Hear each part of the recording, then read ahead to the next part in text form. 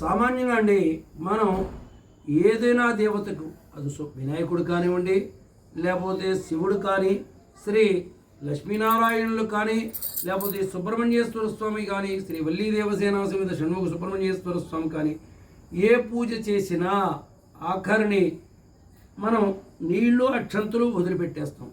అంటే ఈ నీళ్లు అక్షంతులు వదిలిపెట్టేసి దానికి మంత్రంలో ఎలా చెప్పారో అలా చేయాలి. ఇలాగ తప్పుడు విధానంగా చేసినట్టయితే చేసిన పూజ అంతా కూడా నిష్ఫలయోజనం. అంటే చేసింది అంటే పళ్ళిలో వదిలిపెట్టేస్తే పళ్ళానిక లేకపోతే భగవంతుడిగా అనేది తెలియడం కోసం మంత్రం ఏం చెప్తున్నారంటే చూడండి, మంత్రహీనం పోయమ మంత్రహీనం క్రియాహీనం భక్తిహీనం గణాధిప పరమేశ్వర పరమేశ్వరి జనార్దన జనార్దని.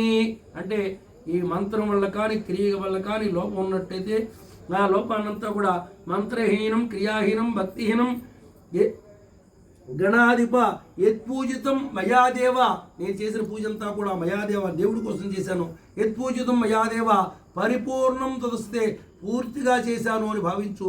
పరిపూర్ణం తదస్తే అనయా ధ్యానావాహనాది షోడశోపచార పూజాన్ భగవాన్ సర్వాత్మక ఏతద్ఫలం శ్రీ పరమేశ్వరార్పణమస్తు అని చెప్తున్నాం. అంటే పరమేశ్వరుడికి అర్పిస్తున్నామని చెప్తున్నాం కనుక ఆ పూజ చేసిన అక్షంతులు నీళ్ళేమో ఇలా పళ్ళిల్లో వదిలిపెట్టేయాలి, ఆ అక్షంతులు ఈ పరమేశ్వరుడి మీద వదిలిపెట్టాలంటే ఈ చేసిన పూజలంతని కూడా పరమేశ్వరుడికి ఇచ్చినట్టు. అలా కాకుండా అక్షంతులు కూడా ఈ పళ్ళిల్లోనే వదిలేసినట్టయితే ఈ పళ్ళానికి వదిలేసినట్టు.